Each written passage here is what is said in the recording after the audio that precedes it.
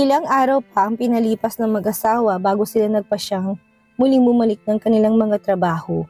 Tambak man ang gawain ni Nick sa kanyang opisina at mga kliyente ng kaso na naghihintay sa kanyang pagbabalik ay hindi niya inuna. Hanggang sang ama na mismo, hindi kang nakiusap na kailangan niya nang bumalik ng office. Sapat na sigurong pahinga mo, Nick. Kailangan mo nang bumalik at hindi ko kayang hawakan ng kumpanya mo. Ang tinutukoy ni Mr. Bentacorte ay ang sariling kumpanya ng anak na pansamantalang pinagkatiwala sa kanya, hindi ang mismong kumpanya ng kanilang pamilya. Sinalo niya yon ang mapagalamang nasa Australia ang anak niya. Dad, pwede mong ayusin ang lahat ng mga kinakaharap mong problema habang nagtatrabaho ka. Hindi naman siguro mamasamain yun ng iyong asawa. Saka may kasama naman siyang madrasta niya, hindi ba? May ilang problemang kumpanya mo at sumasakit ng ulo ko kung paano ko ito hahanapan ng solusyon. Ikaw lang ang makakaayos nito. Napilitan si Nick doon kahit na ayaw niya pa. Si Krisa na rin mismo nagkumbinsi sa kanya dahil narinig niyang naging usapan nilang mag-ama. Ayaw pa nga sanang pumayag doon ni Nick dahil gusto pa siyang samahan. Sige na, pasok ka na. Alam ko marami kang trabaho kumpara sa akin. Next week na ako papasok ng music center.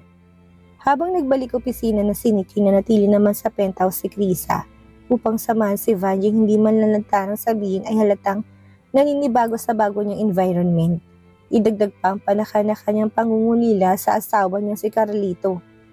Na ilang beses namin nilang binisisa sa sementeryo at kasama niya si Krisa.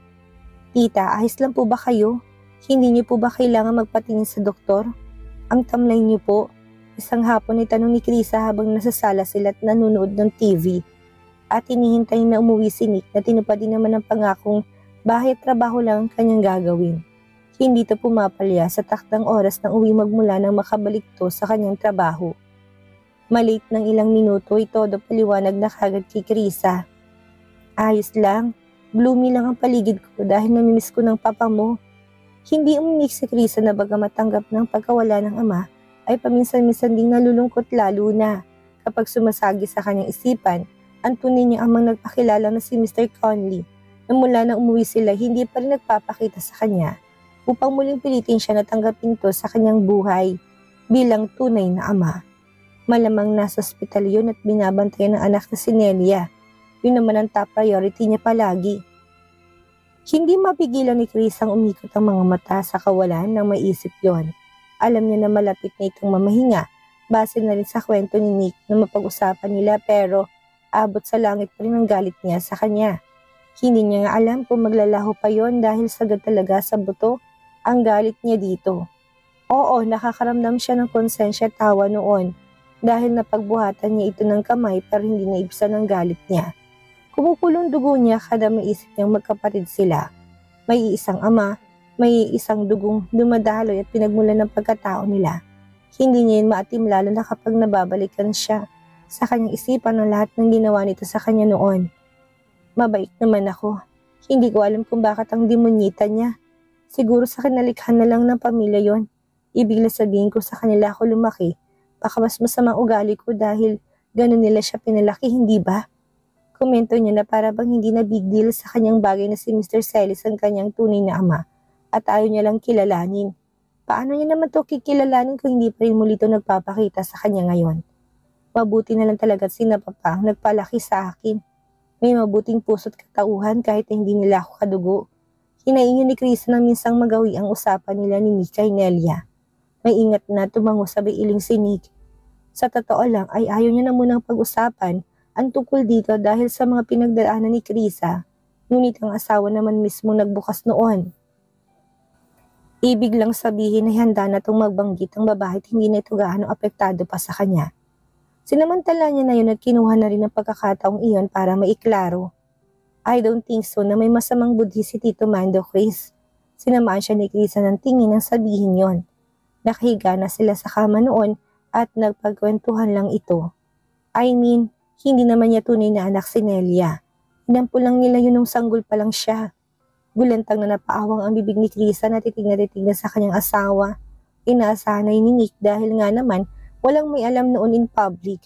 Sila lang, ang pamilya Bentacorte lang at ang pamilya ni na Mr. Celis. Ampon? Ibig sabihin wala siyang dugong Celis? Marang tinango ni Nick ang kanyang ulo. Hindi naman dapat siyang magsabi noon sa asawa pero baka sakaling mabawasan ang galit nito kapag nalaman niyang walang share sila ng dugo ni Nelia. Ginawa niya yun hindi dahil gusto niyang mabawasan ang galit ng asawa kay Mr. Celis at sa totoo lang ay malalim ang galit niya dito dahil inilihim nitong na nasa Estrella palang kanyang asawa. Kung napaaga lang siya ng puntat na hanap to, hindi sana nawalang isa sa pinagbubuntis ng asawa. Gayunpaman sa sarili na lang niyang bagay na yon. Sinabi niya lang totoo sa asawa ngayon para humupang galit nito at hindi na makaapekto pa sa kanilang anak at mag-cause to ng stress. Wala, apelyido lang ang pag-aari niya dahil legal adopted siya. Alam niyang bagay na yon. Hindi ko alam. Siguro, pinalitan siya ni Krisa ng mga mata. Naging kasintahan na to ng asawa kung kaya naman parang imposibleng paniwalaang wala itong alam. Alam nga ni Nick yun, paano hindi malalaman ni Nelly ang bagay na yun, hindi ba? Anong ibig sabihin ng tingin niyan, Mrs. Bentacourt? You're lying. No, I am not. Nagsasabi ako ng totoo. Dumuko ang sinik palapit sa mukha ng asawa upang halikan to pero umatras to upang maiwasan siya. Pag mo kong daanin sa kiss, seryosong nag-uusap tayo. Kailan mo na lamang hindi siya tunay na anak? 1 taon nung nagkahiwalay na kami. Hindi nga. Oo nga, aksidente ko narinig ang pag-uusap ni Daddy Tito Mando. Tapos bigla siya may pinapahanap sa akin tunay daw niyang anak. Hindi ko alam na ikaw pala yon. Kaya pala pamilyar ang picture ng kwintas. Ngayon ko lang naalala na nakita ko yun sa leeg mo nung una tayong makita. Remember, Chris? Sa pasilyo ng bar kung saan mo ko hinalikan? Mabilis na niyakap siya ni Krisa upang takpan ang bibig na marinig niya ang karugtong na sasabihin niya. Napangisid na si Nick na kalaunan ay humalakak ng malakas. Bigla siyang na-excite. Ngayon lang din kasi sila ng asawa niya nakapag-usap ng panagdaanan nila, lalo na kung paano sila una nakita. Nakita niyang sandaling iyon ay ayaw palang balikan ng asawa. Tinanggal ni Nick ang pagkakatakip ng palad ni Krisa sa bibig niya. Naroon pa rin ang multo ng ngisi sa labi. Pinaliitan niya ng mga mata si Krisang namumulan ng muka. Mrs. Bentacourt, bakit ayaw mong balikan ng gabing yon ha? Aminin mo na love of first sight ka sa akin doon. Dumuwal si Krisang hindi niya naman sinasadya. Kinalaki ng mga mata ni Nick na parang nasaling ang ego.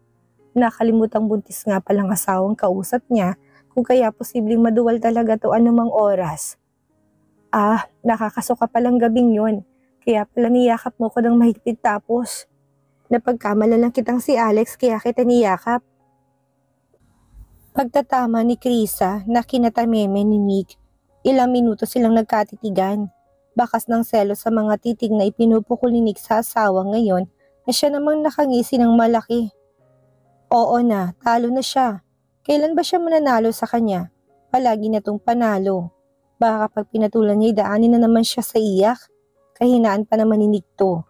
Tinatama ko lang, attorney. Ang assuming mo kasi sa part na love at first sight ako sa'yong hindi naman totoo. Dugtong ni Krisa na makita na mas lumalim pa ang paninitig ni Nick sa kanya. Nanatiling tahimik pa rin noon si Nick. Walang balak na sagutin ang sinasabi nito. Nangunyapit na sa leg niya si Krisa at tinaniman ng halikang labi niya. Parang yelong natunaw ang nabuhay niyang nais sa asawa dahil hindi man ito finilter ang sinabi. Pinamukha talaga? Oo na, ako na nga aminin na ako ng unang nahulog sa'yo. Hulog na hulog. Kailan? Kailangan ko pa pang sagutin yan? Hindi na dahil alam kong nalabot first sight ka sa akin ng gabing yon. Lumaki ng butas ng ilong ni Nick sa napipinto niyang pagbunghalit ng tawa. Ang lakas ng fighting spirit ng asawa niya talaga. Hindi niya nga ito pinansin nung pinuntahan siya sa law firm nila para kuning abogado nga hawak ng kaso ng kanyang ama laban sa ex-bayaw niya. Tapos, akusahan siya nito ngayon? Oo na lang, ayaw kong pasamay ng loob mo dahil buntis ka. Baka mamaya iyakan mo na naman ako. Napakaiyakin mo pa naman. Ultimo yung maruming langaw na malamang galing sa basurahan natin na pumasok dito sa loob ng bahay na pinatay ni Manang Esperanza ay malalang pinagluluksa mo pa. Natawa na doon si Krisa. Totoo naman kasi yon. Sa naawa siya sa langaw. Gayon pa man ang mga nalalaman niya rin kay Nelia, hindi nito naibsan ang galit niya sa babae. Dama pa rin niya ang insecurity na dapat siyang nagtatamasa sa halip ng babae kung maaga siyang hinanap ng ama. Hindi niya mapigilang ma-imagine na paano kung nakilala niya to agad. Siguro nagawa niya to pa rin ang pangarap na maging famous musician Na ganito, iyon na nga lang, baka walang Nick Bentacourt ngayon sa buhay niya. Okay na rin palang hindi siya nito kaagad nahanap dahil dito ay nakilala niyang asawa. Basta hindi ko pa rin matatanggap si Mr. Celis. Hanggat maaari ayaw ko siyang makausap at makita. Okay, valid naman ang dahilan mo, Mrs. Bentacourt. Hayaan mo maghilom muna sugat sa puso mo bago siya harapin. Baka tuluyan ako maging kriminal kung may mangyari sa'yo. Napatayo na si Chris at bumitaw sa kanyang pagbabalik tanaw nang makitang pumasok sa pintuan ng asawa. Nick, parang batang excited na bulalas niya nang iniwan si Vanjie na nakaupo sa sofa. Nandito ka na. Wala nang hiyang nangunyapit siya sa leg nito tumingkayad para sa halik. Inalalay naman ni Nick ang likod nito at bahagyang tumungo upang hindi nito mahirapang abutin ang kanyang labi. Normal ng tanawin yun kay Vanjie. Natutuwa nga siyang nakikita niyang sobrang mahal ng mag-asawa ang bawat isa't saksi siya dito. Asa na yung pinapabili ko? Lahat pa ng kamay ni Krisa na kumalas ng yakap sa asawa. Nagpapabili ito ng peach na hindi naman kinalimutan ni Nick. Bago siya umuwi, inutos nito sa secretary. Here, pakita nito sa asawa sa brown paper na agad namang tinanggap ni Krisa at tinungo ng kusina para hugasan at hiwain niya na makainan niya. Kanina pa siya nalalaway doon, pagmula nang makita niya sa social media. Puno ng pagmamahal siyang sinundan ng tingin ni Nick. Parang malaking achievement sa kanyang kasiyahang dulot ng prutas na ilang oras daw hinanap ng kanyang sekretary bago natagpuan. Ang makitang masayang asawa ay mas masaya siya. Kamusta pong maghapon niyo, Mama? Naku, ayos lang. Bukod sa walang tigil ng nguya ng bibig ng asawa mo, ay wala na akong ginagawa kung hindi ang panoorin siya. Diyos ko, sinasaway ko nga't ang hilig sa matamis. Upuan ba naman yung ilang pack na chocolates sa fridge? Hindi pwedeng ganyan lagi at paniguradong lolobo siya bago pa man lumaki tuluyang magpakita ang baby sa tiyan niya. Mahinang natawa si Nick na bumalik na sa asawang mga mata. Nilalantakan na nitong hiniwa niyang peach. Hayaan niyo na po, Mama. Okay na po yan kaysa pong iyakan tayo ng dahil sa pinagbawalan at sinaway natin. Natawa na rin si Vanjie nang maalalang gabing iyon. Gusto kasing ubusin ni Chris ang isang jar ng peanut butter. Nakakabukas lang. Buti sana kung pinapalaman niya si tinapay. Hindi literal na pinapapaklang niya ni Kriza. Nag-aalala lang naman silang magtae ang babae. Pero ayun nga iniyakan sila nito. Hanggang umagat nagdadrama. Bukod doon may tonsillitis to kaya dapat hindi kumakain ng maraming matamis. Himalangan sa dami ng kinain nitong sweets. Sa awa ng langit ay hindi pa ito dumadaing na masakit ang lalamunan nang dahil sa sobra ng tamis. Ginusto ko ba to? Kayo maglihin ng maranasan yung kahit ayaw nyo ay gusto nyo pa rin. Iha, yakap siya nun ni Nick at pilit na pinapakalma habang nakaupo sa sofa. Para tong batang inaway ng kalaro niya. Sorry po tita, hormones lang po ito. I know, pero para rin naman sa yung ginagawa namin ito. Hindi ka pwedeng magkasakit ulit. Napahilot na noon si Nick sa kanyang sentido. Hindi na alam kung paano makipag-deal sa asawang umiiyak. Hanggang sa mahiga sila ng kamay panay pa rin ang singhot nito na nagpapasakit ng puso ni Nick kada maririnig. Saan ka pupunta? Tanong ni Krisa na maramdamang bumangon sa kamang asawa. Sa labas, kukunin kong peanut butter nang tumigil ka na sa pag-iyak. Pagbalik ni Nick ay ayaw na kainin niyo ni Krisa. Heto na, kaya tigil na. Ayoko na nga niyan. Palo niya sa jar ng peanut na buti. Na lang at hindi nabitawan ni Nick kung hindi pa sa saan ba yun. Inagaw niyo sa akin kanina tapos ngayon ibibigay mo. Marindi ka sa iyak ko hanggang umagat malunod ka sa mga luha ko. Hindi ako titigil sa pag-iyak hanggat hindi sumisikat ang araw sa langit bukas. Narinig mo? Hindi. Baby naman, heto na nga ibinibigay ko na sa'yo. Tinalikuran na siya ni Krisa na nagtalukbong na ng kumot at mas lumakas pang iyak. Napakamot na lang si Nick sa kanyang ulo nang dahil sa inasal ng asawa. Napahawak ng isang kamay sa bewang at napatingala sa kisame na para bang kinakausap ang sariling habaan pang pasensya sa naglilihing asawa para hindi sila mag-away. Pinanindigan nga ni Chris ang sinabi kung kaya naman ang ending pareho silang puyat magdamag. Kaya rin magmula noon ang lahat ng hilingin ng asawa'y walang pag-aalinlangang ibinibigay ni Nick kahit na ano pa yon. Ayaw niya na maulit yung nangyari noon dahil sobrang puyat na puyat siya at ang sikipin ng kanyang dibdib noon. Oo nga, naku, konsumisyon tayo sa kanya noon. Natatawang sang-ayon ni Vanji sa manugang na naalala na rin ng gabing iyon. Kinuwento kasi ni Nick sa agahan na nangyari na kahit hindi kinuwento. Naririnig to ni Vanji umiiyak. Ibigay na lang natin ang hilig at nais ng hindi maligalig. Ganyan talaga iho kapag naglilihi. Kahit na itanong mo pa sa ibang babae, mas malala pa nga dyan ang iba. Maswerte yung mga hindi nakakaranas nito. Hindi na nakapagsalita pa noon si Nick dahil lumabas na si Krisa dalang prutas na in-slice niya habang may tangi na pirasa sa kanyang bibig. Para tong batang tuwang-tuwa sa pagkain, uwi sa kanya ng magulang niya. O bakit hindi ka pa nagpapalit ng damit? Iniready ko ng pangbahay mo, nasa ibabaw ng kama natin. Tanging ngiti lang ang sagot ni Nick sa kanya. Tuloy-tuloy na nagtungo si Krisa sa inupaang sofa kanina. Nilapag ng pinggang hiniwa niyang peach sa center table at tumusok na ng slice noon sa hawak niyang fruit fork. Tita, gusto mo?